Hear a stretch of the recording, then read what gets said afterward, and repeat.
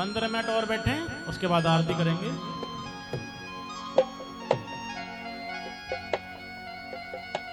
मनु और शत्रुपा थे। कौन थे? मनु और शत्रुपा। तो इन्हीं की संतानें हैं उत्तानपाद और प्रियव्रत। उत्तानपाद के पुत्र थे ध्रुव। 3 बेटी हैं देवहूति,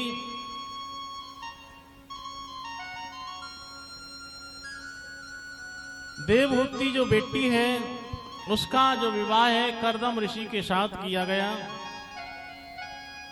और देवहूति की 9 पुत्री हुई और 10वें कपिल मुनि प्रकट हुए। ऐसे थे मनु और शत्रुपा जिनके यहां पर भक्त और भगवान ही पैदा हुए। भगवान के बहुत बड़े भक्त हैं, बहुत भक्तिवान राजा हैं, बहुत नीतिवान राजा हैं, प्रजापालक राजा हैं। कौन? मनु और शत्रुपा। नीतिवान और प्रजापालक राजा कैसा होता है? एक राजा थे, तो शाम को टहलने के लिए निकले। ध्यान देना कि नीतिवान और प्रजापालक राजा होता कैसा है। शाम को टहलने के लिए निकले एक राजा, तो टहल रहे थे। रास्ते में एक मजदूर शहर से लौट के आ रहा था। उस दिन मजदूर के लिए मजदूरी नहीं मिली, वापस लौट के आ रहा था। सामने देखा मजदूर ने कि बेर का पेड़ खड़ा है। उसने सोचा कि घर जाऊंगा, बच्चे कुछ खाने को मांगेंगे, कि चलो बेर के फल ही तोड़ लेते हैं। मजदूरी तो नहीं मिली, बेर के फल तोड़ लेते हैं। आप जानते हैं कि बेर के फलों को तोड़ने के लिए पत्थर मारना पड़ता है।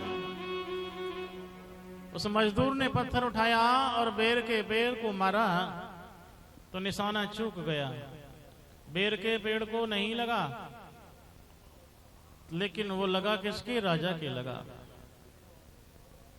राजा के सर से खून निकलने लगा। सिपाहियों ने मजदूर को पकड़ लिया।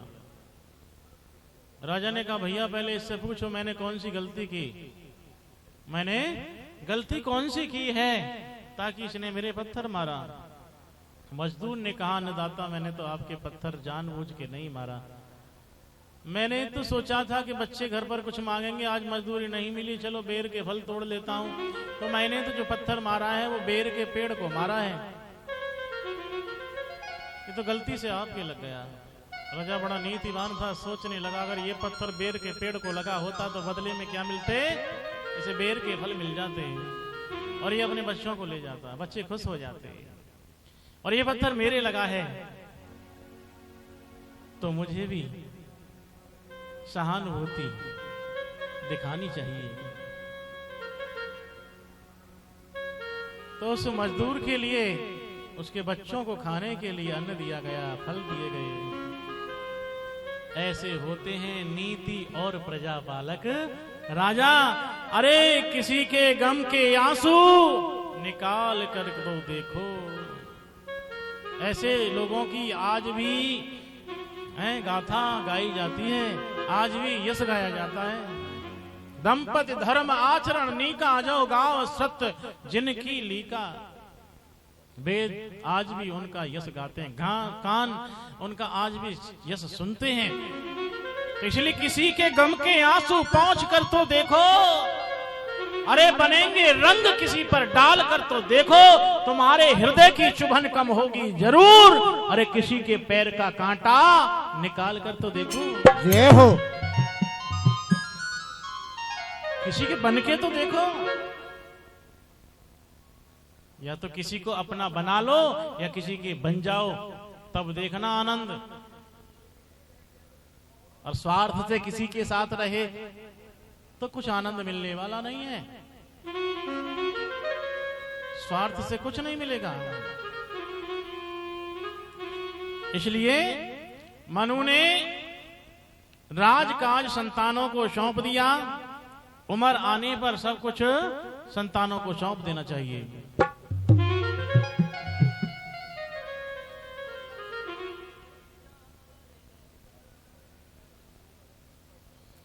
ये 10 रुपए सुशीला और 10 रुपए हरपाल सिंह गैस वाले 20 रुपए मिलकर के दे रहे हैं।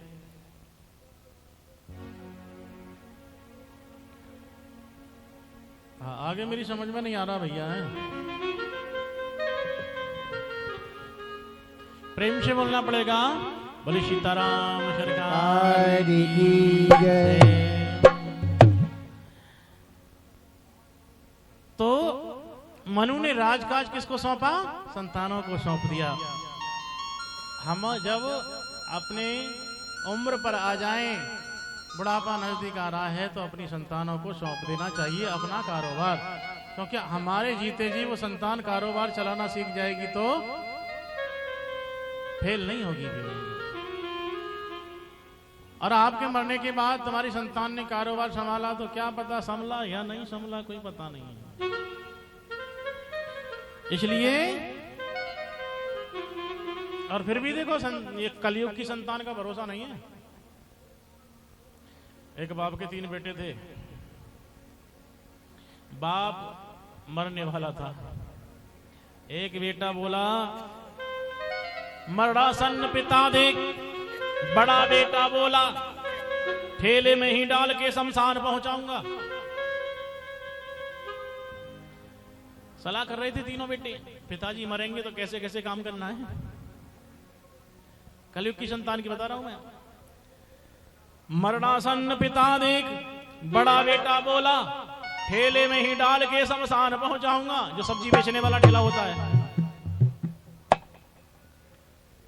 दूजा बोला ठेले के तो साथ होगी भीड़ भाड़। दूसरे ने कहा अरे भैया देख ठेले के साथ बहुत भीड़ हो जाएगी। दूजा बोला ठेले के तो साथ होगी भीड़ भाड़। इस स्कूटर पे रख के मैं ही छोड़ आऊंगा। पिताजी भी सुन रहे थे इन बातों को दूसरे कमरे में। ये दूसरे कमरे में सलाह कर रहे थे। तीसरा और चतुर्था। तीजा बोला इस स्कूटर में पेट्रोल खर्च होगा। 100 रुपया लीटर है। तीजा बोला इस स्कूटर में पेट्रोल खर्च होगा। साइकिल पे बांध के पैसा में बचाऊंगा। बोला मैं साइकिल पे बांध के छोड़ आऊंगा। पिता सुन रहा था। पिता बोला मेरे लिए दुख ना उठाओ बेटा।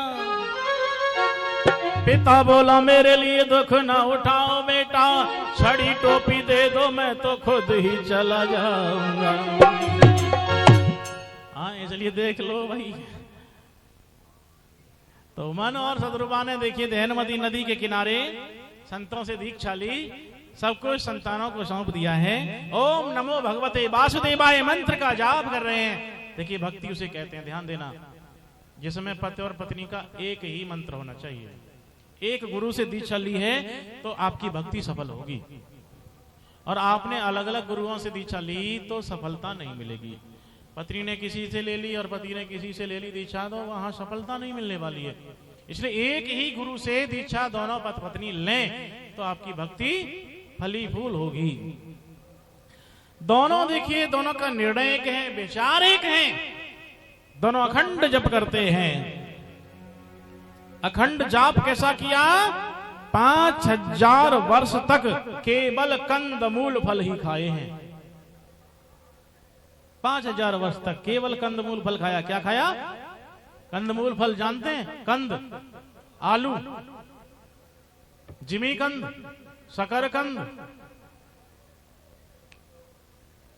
ये कंद में आते हैं। और मूल, मूली, गाजर, सलजम, ये मूल में आते हैं। और फलों को आप जानते हैं, सेब, संतरा, अंगूर, केला, यही खाए थे 5000 वर्ष तक। और ये भी छोड़ दिए फिर 6000 वर्ष तक केवल जल पिया है, केवल जल 6000 वर्ष तक, इतना बड़ा तप किया है। जल भी छोड़ दिया। 7000 वर्ष तक केवल वायु के सहारे जीवन जिया और 10,000 वर्ष तक वायु भी छोड़ दी। फिर 10,000 वर्ष तक बिना वायु के तप करते रहे हैं। 28,000 वर्ष तक इतना बड़ा तप मन और शत्रुपा ने किया है। सब कुछ छूट गया, केवल एक ही लालसा है कि तेरा दीदार होना चाहिए।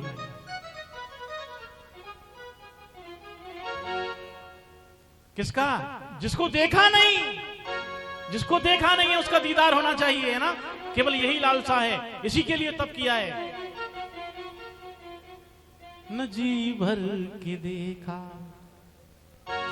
न कुछ बात की, न जी भर के देखा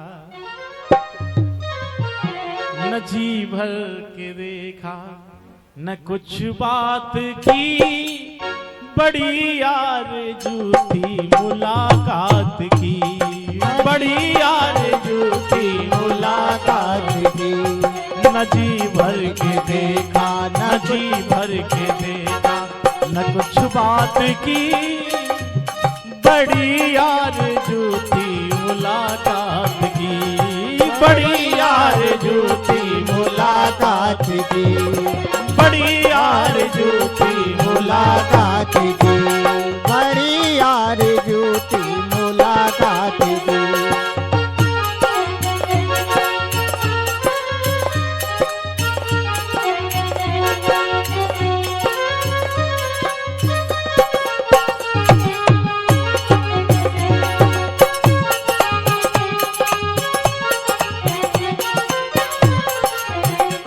काश मेरा घर भी, काश मेरा घर भी तेरे घर के करीब होता,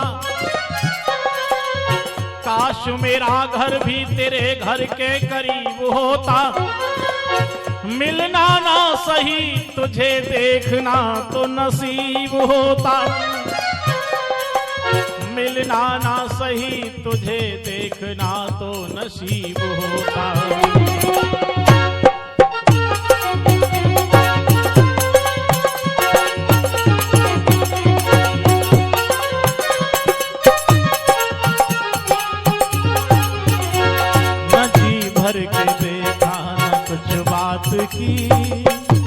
न जी भर के देखा न कुछ बात की, बड़ी आरज़ू थी मुलाकात की, बड़ी आरज़ू थी मुलाकात की, बड़ी आरज़ू थी मुलाकात की।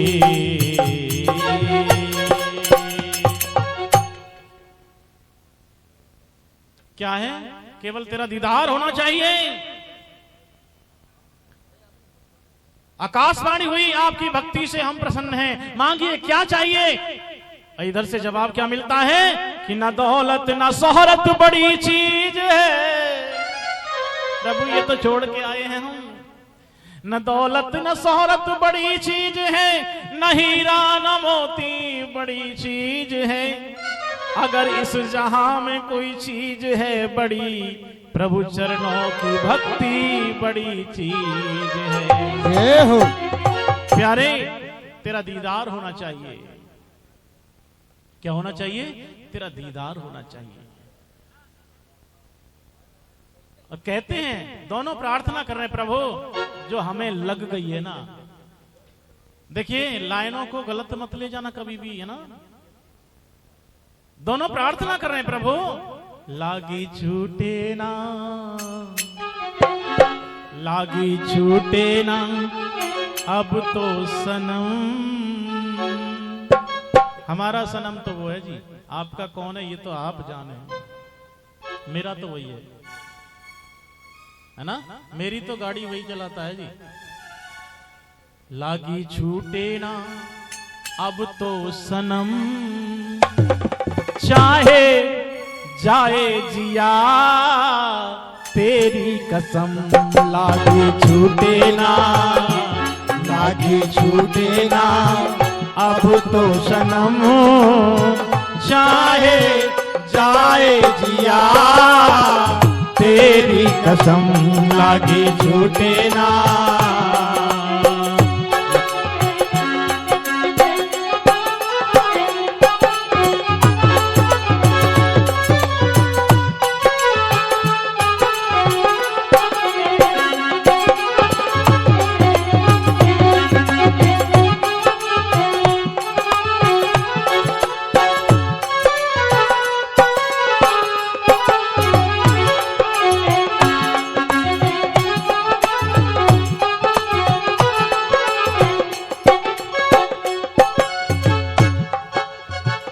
लगन तुमसे लगा बैठे,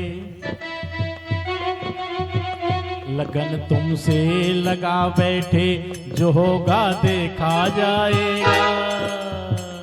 लगन तुमसे लगा बैठे, जो होगा देखा जाएगा। तुम्हें अपना बना बैठे, जो होगा देखा जाएगा।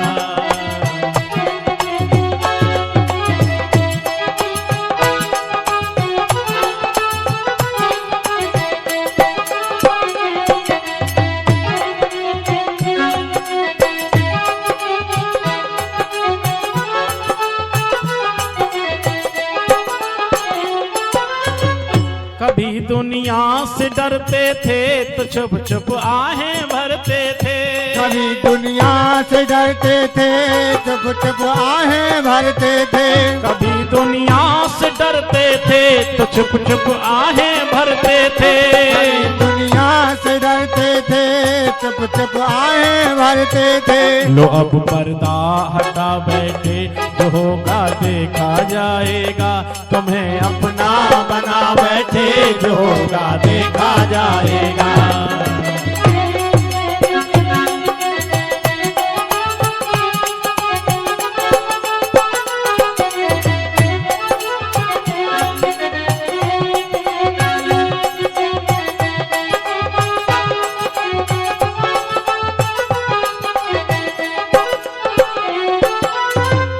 कभी डर था कि ये दुनिया हमें बदनाम ना कर दे।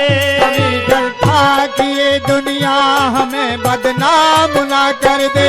कभी डर था कि ये दुनिया हमें बदनाम ना कर दे। कभी डर था ये दुनिया हमें बदनाम ना कर दे। शर्म सब बेच खा बैठे, जो होगा देखा जाएगा। तुम्हें अपना बना बैठे, जो होगा देखा जाएगा।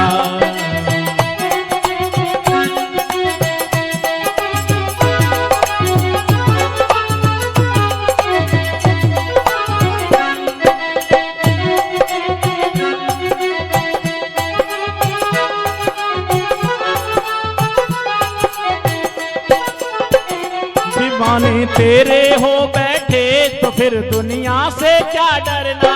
दीवाने तेरे हो बैठे तो फिर दुनिया से क्या डरना। दीवाने तेरे हो बैठे प्यारे, दीवाने तेरे हो बैठे तो फिर दुनिया से क्या डरना।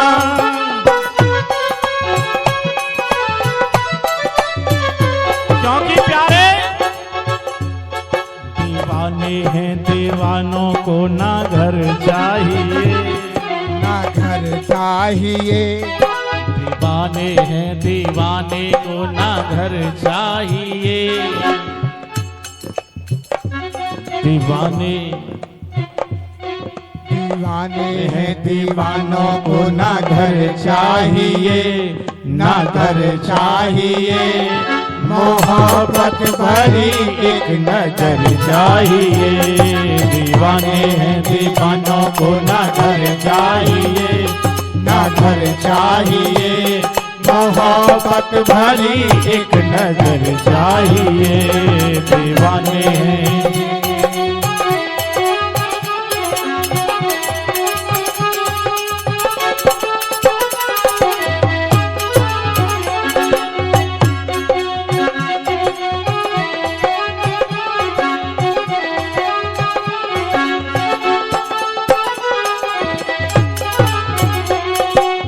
जैसे ही भक्त की पुकार, मन और शत्रुपा की पुकार सुनी है, क्या चाहिए?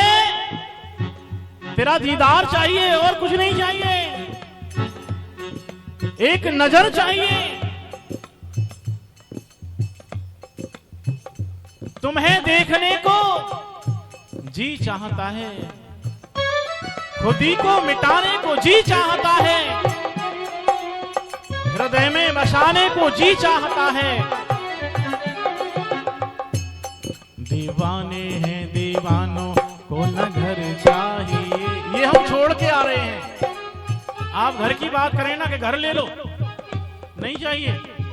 ना जर चाहिए, जर जायदाद, ये छोड़ के आ रहे हैं।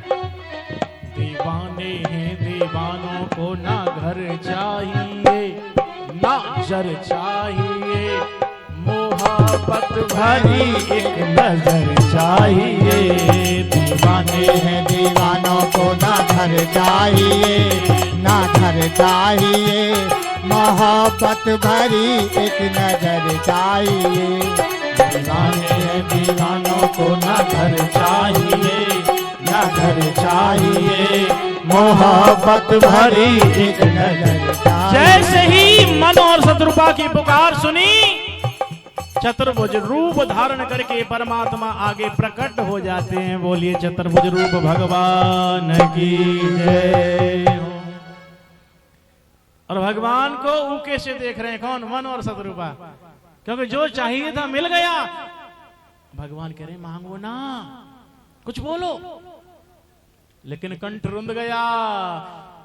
जब व्यक्ति की जो चाह होती है वो मिल जाता है ना, तो कंठ से आवाज निकलती नहीं है। फिर नेत्र देखने को नहीं चाहते हैं, नेत्रों से तो अश्रुधारा बहने लग जाती हैं, आंखें बंद हो जाती हैं। फिर दिल की आंख से देखता है व्यक्ति।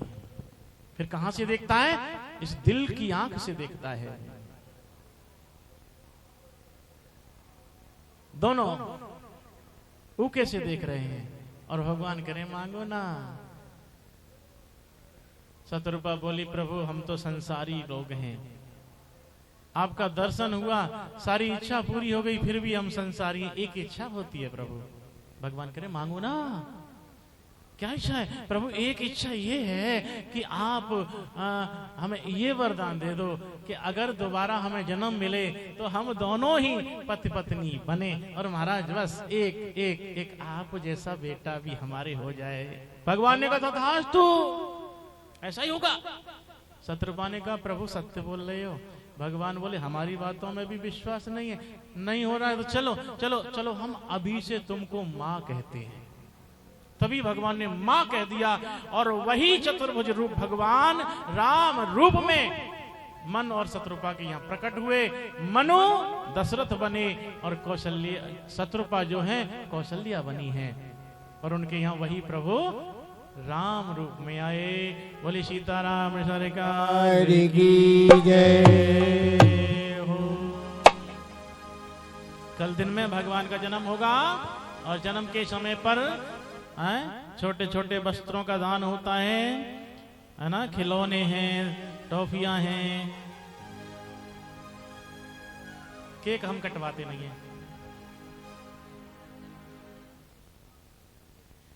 है ना। प्रभु का जन्म है कल, तो कोई पुआ बना के लाओ, कोई खीर बना के लाओ, कोई रबड़ी बना के लाओ, कोई पूरी बना के लाओ, कोई कचौरी बना के लाओ, है और धूमधाम से प्रभु का जन्म मनाइए। बोले सीताराम सरकार की जय हो। छोटा सा भजन और उसके बाद आरती।